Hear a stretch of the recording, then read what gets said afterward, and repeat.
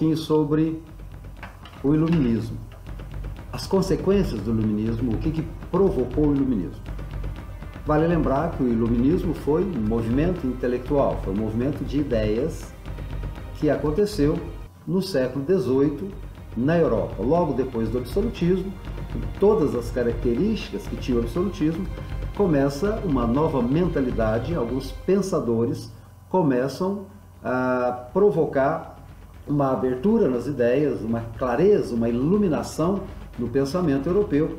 Isso vai modificar algumas coisas ao longo do tempo. Inclusive até hoje, isso vai provocar grandes mudanças no mundo. A forma de pensar muda e aí a partir disso começa a haver algumas modificações históricas. E aí entra um primeiro conceito aqui, que é o conceito de cidadania. O que é melhor, ser um cidadão ou ser um súdito de um rei? Então, o que é ser um cidadão? Ser um cidadão é ter direitos civis assegurados. Ter direito à vida, ter direito à liberdade, a liberdade de expressão, ter uma participação política, ter direito de votar e de ser votado. A plena cidadania é ter todos os direitos, não é apenas ter direitos políticos. Temos também, como cidadãos, de ter direitos sociais, ter direito a um trabalho, a um salário justo, ter direito de ter boas condições de trabalho, de ter uma vida realmente justa. Então, os direitos políticos só não garantem plena cidadania. É necessário direitos sociais e direitos políticos. Então, cidadania plena seria estar com todos os direitos políticos e sociais assegurados. Com o final do absolutismo, a gente começa a perceber que a grande mudança, quando cai o regime absolutista, o chamado antigo regime, a primeira mudança que se verifica é quando se limita o poder do rei. Lembre-se que uma das características do absolutismo era o patrimonialismo, ou seja, todos os impostos arrecadados não pertenciam ao Estado, pertenciam ao rei. Então, o rei era o dono de tudo. É bom lembrar que um dos grandes representantes do absolutismo, que foi o rei francês, Luís XV, é dele a frase, o Estado sou eu. Então, ali se juntava a figura do monarca com a figura do Estado, tudo pertencia a isso, tudo pertencia a ele. Com a queda do antigo regime, então, limita um pouco o poder do rei. E foram as ideias iluministas que deram esse entendimento de que o rei não poderia ter tanto poder. É bom lembrar que o iluminismo influenciou e muito a queda do absolutismo, o começo ainda de algumas monarquias, mas já parlamentaristas, com mais pessoas participando do poder, e também essas ideias iluministas que deixaram claro que, na verdade, o governante era o representante do povo e que ele até iria utilizar por algum tempo daquele patrimônio do Estado, mas que era para o bem do povo, para o proveito do povo. Hoje, atualmente, basta ver os jornais aí, nós sabemos que já há um entendimento que as autoridades podem e devem ser investigadas por fraudes, por corrupção, pelo mau uso do dinheiro que é público. Então nós já estamos entrando aí nas definições e na separação do que é público, do que é privado, do que é de uso de todas as pessoas, mesmo que tenha alguns que controlem esse patrimônio chamado público, e o que é de uso privado, o que é pertença, o que é pertencimento de cada pessoa. O espaço público é onde acontecem as relações públicas, onde as pessoas votam e são votadas, é onde o patrimônio é utilizado, é onde os direitos públicos, onde os serviços públicos acontecem. Esse espaço, então, é chamado de espaço público e ali onde o patrimônio público tem o seu valor e tem que ter a sua utilidade. Se aquele patrimônio público foi formado a partir da contribuição pública, dos impostos, então é lógico que esse patrimônio público e todo o espaço público tem que ser regulado por leis. Bem, e o espaço privado? O espaço privado é onde acontecem as relações privadas, íntimas, individuais. É onde cada pessoa ou um grupo de pessoas tem as suas propriedades, tem os seus interesses. Então, espaço privado é o espaço ligado não mais à coletividade, mas ligado à individualidade. E cada grupo, cada pessoa defende os seus próprios interesses. E aí há um momento que os interesses privados se chocam por serem diferentes. E eles se chocam no espaço público. Claro que mesmo a pessoa tendo seus direitos privados, mesmo o grupo brigando pelos seus direitos, o interesse do meu grupo ou o meu próprio interesse, isso não pode se chocar com o que é público. Ou seja, o meu direito tem uma limitação. Eu tenho muitos direitos, mas eu tenho que saber que eu convivo no espaço público e que essa diferença vai se chocar em algum momento, tem que ser administrado, mas a gente não pode perder a dimensão de que nós também dependemos do coletivo. Por que eu estou falando isso? É porque as grandes revoluções, as grandes questões que aconteceram na humanidade têm muito a ver com essa convivência no espaço público. Isso se torna importante quando a gente começa a entender como é que algumas ideias revolucionárias, que foram do iluminismo, começam a tomar uma dimensão realmente muito grande, começa a abrir a cabeça das pessoas para que as pessoas possam lutar pelos seus direitos. E os iluministas, eles reuniram todo o conhecimento numa coisa chamada enciclopédia. Essa enciclopédia se difundiu pelo mundo, então as ideias iluministas vão para todos os lugares do mundo e, claro, nem sempre da mesma forma, em cada lugar ela vai ter uma dimensão diferente, um entendimento diferente, e nem sempre a prática é exatamente igual à teoria. Então, uma teoria fantástica, que é iluminista, pode provocar consequências boas quando bem aplicadas, e em alguns momentos provocaram consequências trágicas quando foram mal aplicadas. Um exemplo bem claro disso é o colonialismo. Os ingleses adoravam, os comerciantes ingleses principalmente, adoravam as ideias iluministas, enquanto ingleses que queriam expandir o seu comércio, queriam um liberalismo econômico, não queria que uma força poderosa de um rei limitasse a sua capacidade de comércio, queria comercializar com todo mundo. Mas esses ingleses tinham colônias. A partir do século XVIII, já estava bem formada, já estava bem estruturada a relação comercial entre metrópoles e colônias. Então, lembrando que a metrópole eram esses países, no caso, a Inglaterra, um país europeu, que dominava uma parte da América do Norte, onde hoje são os Estados Unidos, mas eram 13 colônias ali da América do Norte, e o mesmo povo inglês, burguês, comerciante, que era a favor do iluminismo, para que eles tivessem mais liberdade comercial, eles tinham muito medo que essas ideias iluministas chegassem até a América, porque os comerciantes da colônia não tinham liberdade nenhuma, elas tinham que fazer comércio de acordo com a vontade, com o interesse apenas da metrópole, então não seria muito bom que essas ideias iluministas chegassem muito na América, fizessem muito a cabeça dos colonos da América do Norte. Então aí começa um conflito de interesse. A ideia iluminista, que era bom em algum momento, porque me ajudava no comércio, não era bem visto no outro momento, porque poderia provocar ideias revolucionárias na colônia, que era totalmente dependente da metrópole. Um outro exemplo é os próprios habitantes da América, os americanos que vieram na Inglaterra, que agora já tinham se estabelecidos na colônia. Havia ali uma elite, havia ali algumas pessoas ricas, comerciantes, que também gostavam dos ideais iluministas, porque eles queriam fazer comércio, para eles era importante que essas ideias se propagassem. Mas, por outro lado, essa mesma elite mantinha escravos. A força de trabalho, a mão de obra mais utilizada dentro das colônias era a escravidão, o trabalho não pago de escravos vindos da África. Para a elite, essas ideias iluministas não poderiam influenciar os escravos, porque isso poderia também, essas ideias revolucionárias, poderia atrapalhar essa relação de dominação entre a elite e os seus escravos. Percebe o conflito de interesses? A mesma ideia iluminista causando coisas conflitantes. Por um lado, a Europa, que queria ter liberdade, mas não queria dar liberdade para a colônia que queria ter liberdade para negociar com a Europa, mas não queria dar liberdade aos seus escravos. Conflito de interesse. Havia um interesse público geral, mas havia interesses privados conflitantes. As ideias iluministas, elas influenciaram algumas revoluções. Uma delas foi a independência dos Estados Unidos. Para a gente entender esse processo de independência, a gente precisa relembrar como foi a colonização. Como é que foram formadas as 13 colônias da América do Norte? Vieram para cá os ingleses. Esses ingleses fizeram uma colonização de povoamento.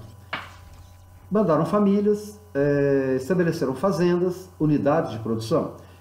As pessoas que vieram para cá, em grande número, foram principalmente protestantes por conta de perseguições religiosas, os chamados puritanos. Lembra da Revolução Puritana? Esses puritanos, em grande quantidade, vieram para a América do Norte. E a colonização da América do Norte, ela também não deu de forma igual em toda a América do Norte. A gente pode dividir aí essas 13 colônias em dois grupos: as colônias do Norte e as colônias do Sul, tudo dentro da América do Norte, colônias do Norte e colônias do Sul. Aí você vê o mapa das 13 colônias inglesas na América. No Sul, o clima quente permitiu a formação de uma economia agrária de base escravista, voltada para o mercado externo, especialmente para a Inglaterra.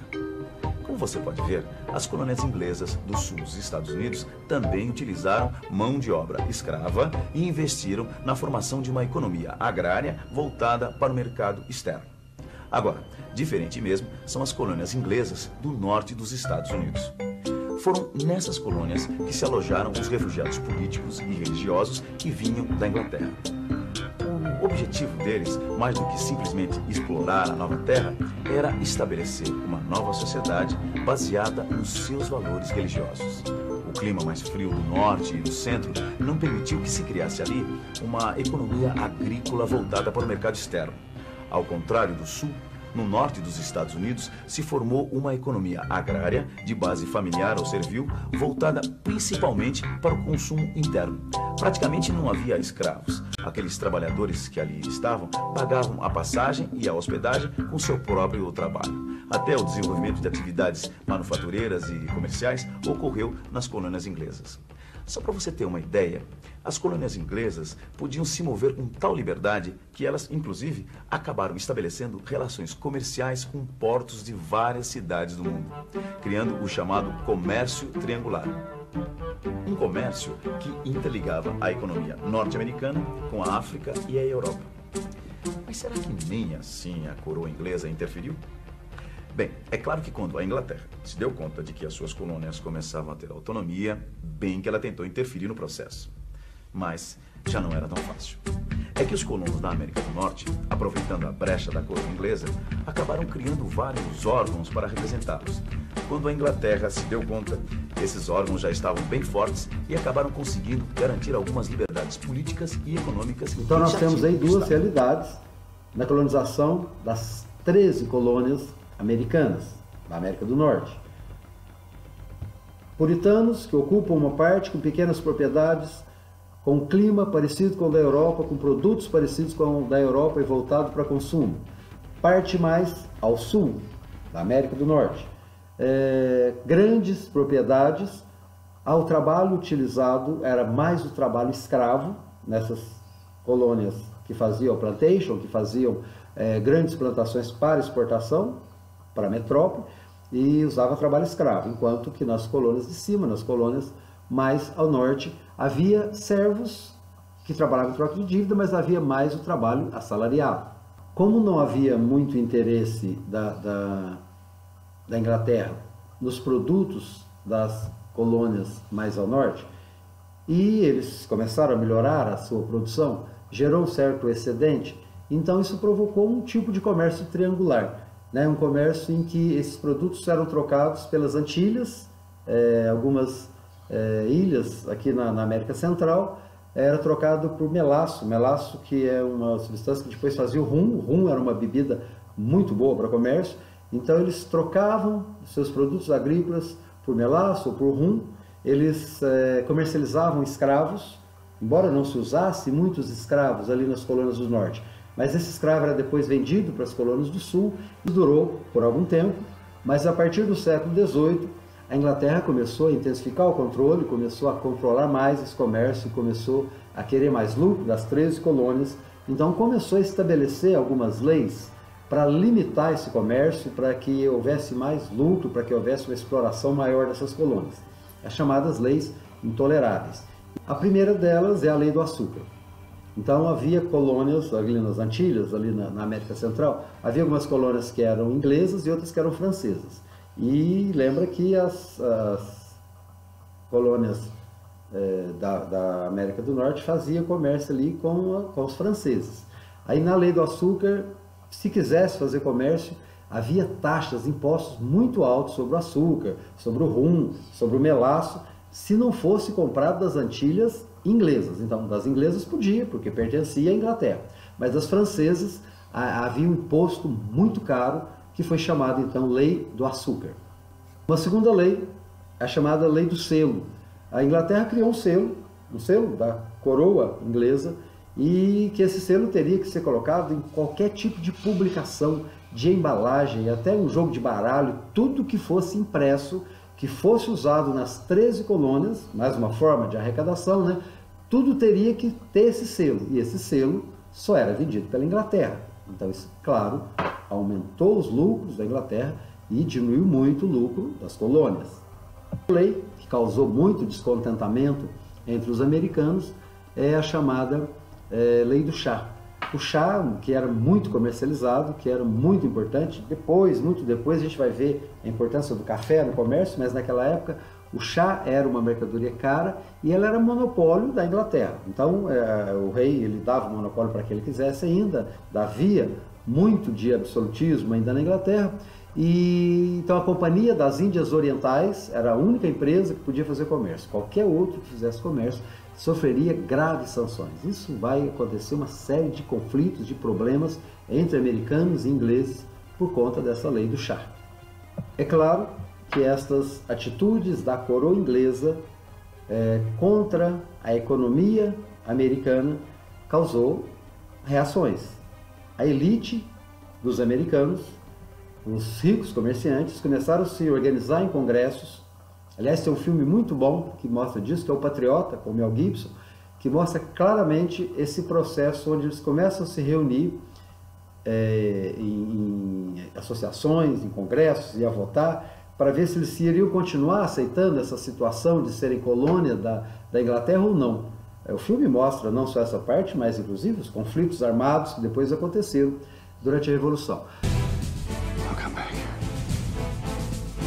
I request, sir, that you transfer my son here under my command. I'll fire first. Start with the officers. We don't know when or where they're going to strike. Where'd you learn all that riding shooting? My father taught me. Cornwallis have under his command? 12,000 redcoats. I'm here to enlist every man willing. Who's with us? This is not the conduct of a gentleman. I'll take that as a compliment.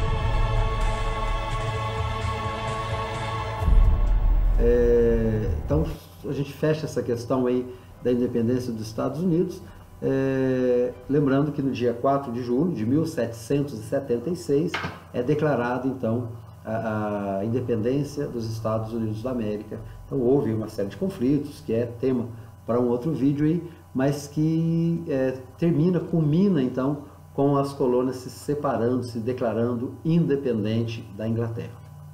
Então esse descontentamento e esse começo de uma revolta contra a metrópole, ela surge justamente por conta de uma ideia iluminista. Lembra que os ingleses tinham medo que as ideias iluministas chegassem às colônias? Pois chegaram.